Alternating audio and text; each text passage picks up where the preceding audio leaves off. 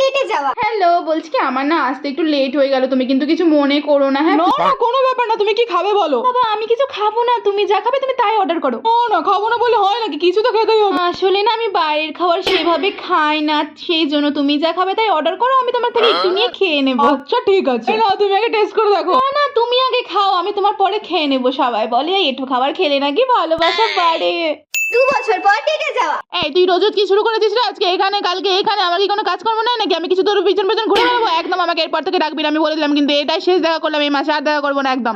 তুই নিজে যে অর্ডার করে দিচ্ছিস, মানে আমি কি খাবো সেটা কি আমাকে জিজ্ঞেস করার প্রয়োজন মনে করিস না? আমি তো জানি তুই কি খাস। সব জানি টানি ছাড়, আমি কি খাবো সেটা আমি ঠিক করবো, একদম চুপ থাক। এই যে দাদা শুনুন, এই তো খাবারগুলো চলে এসেছে, এবার তাড়াতাড়ি খাওয়ার শুরু করি, খুব খিদেও পেয়েছি। তুই নিজে নিজে একাই খেতে লাগলি, মানে তুই আমাকে দিয়ে খাবি না?